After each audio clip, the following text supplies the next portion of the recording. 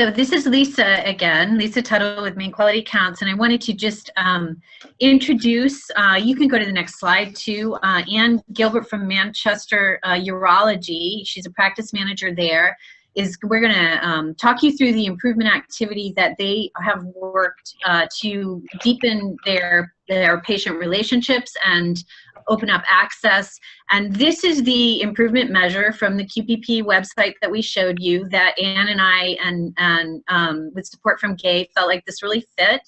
It was the engagement of patient and families to guide the improvement of the system. Here's the activity information pulled right out of that QPP page. It's a medium, and then Gay being a TCPI practice, they may be rural too. She's probably really close to meeting the scores on that with a medium activity.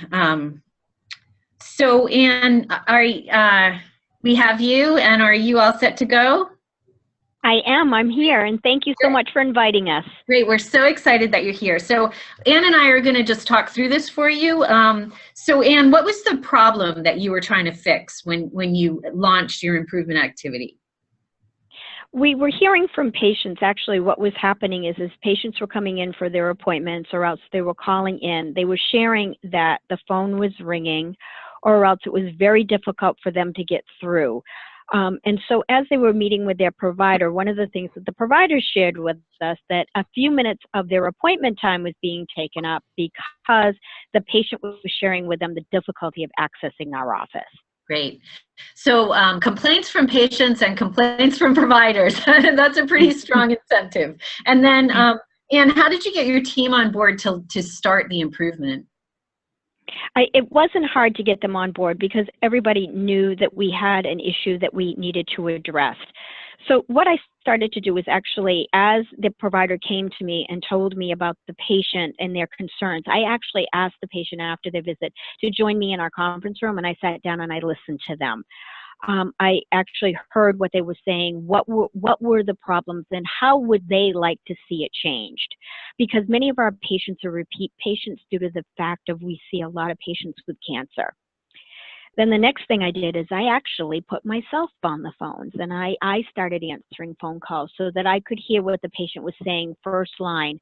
How long did it take them to get in? What was happening? So I could understand what their frustration was.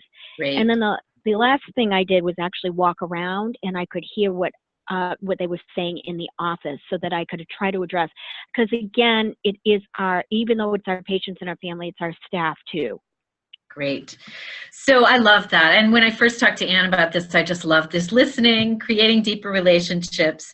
So then what did you actually do, just in brief? So what we looked at is the first thing I looked at, how many number of calls were coming in a day? And perhaps just somebody that's going to be successful on the phone, they should get no more than 100 calls a day. Well, we had 2 people on the phones, and they were getting way over 100 calls a day. So then the next thing I looked at was our phone tree. As you call in, we have a phone tree. So what we did is I actually worked with our phone company, and we re-engineered our phone tree to make it more user-friendly for our patients. And then what we did is got where the high volume of calls, what we did is re-engineered that so that they were going right to the person and they didn't have to go through our first line staff. The next thing I did, we had to bite the bullet, and we had to hire 1 more staff member. We knew we were 1 person short. So we added 1 more person on the phones. And then I actually requested to have what we call the super board.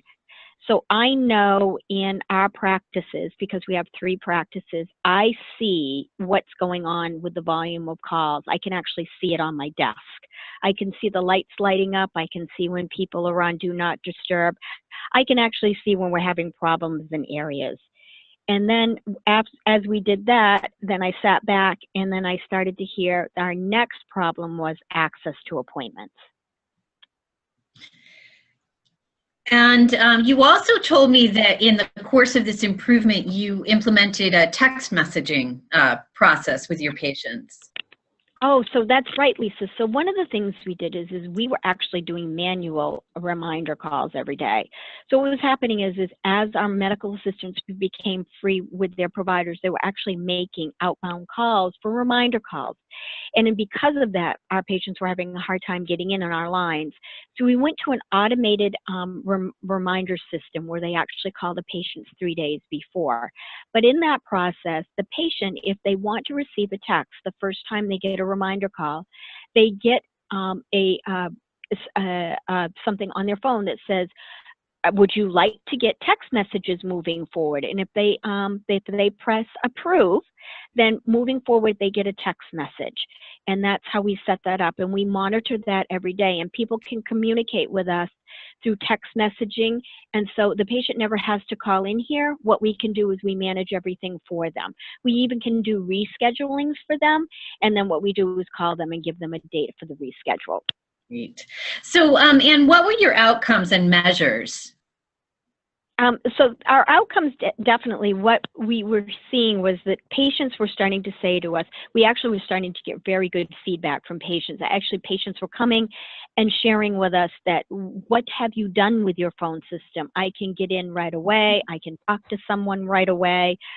Providers were sharing with us that the concerns that were being shared at the beginning of their appointments were no longer there, that actually patients were sharing with them that the improvements that had been made had greatly improved their satisfaction of them calling into the practice. And they were very pleased that we had listened to their concerns. Great. I'm going to have to move you on really, really quickly here, but I know that the other thing that you told me is that you saw improvements in reductions in people going to the ER, and you also now have designed a postcard to gather systematically patient experience information. Right. So one of the things we did from this also was, because we were answering the phones in a timely manner, we were also looking at what we had for appointments that were available every day. So what we were doing with that is actually I look at the daily schedule every day for the next day. And then we send out a huddle to say where we have available appointments, because we have 2 offices that a patient can go to. The other thing is I'm actually holding appointments up on Mondays and Fridays, and I release them a few days before, so we have available appointments. And I'm blocking a lot of the days after a holiday, because that's when patients are calling, so they can get into our office instead of having to go to the emergency room or urgent care. Great. And the next thing that we're working on is a postcard survey. We want to know from our patient what's the next project we should be working on. Great. That's great. And thank you so much for sharing. I'd love to keep you going on this and for all of you to hear some of the more details, but we do have to move to the next example. But Ann, thanks so much for sharing this one. And thank you for asking me.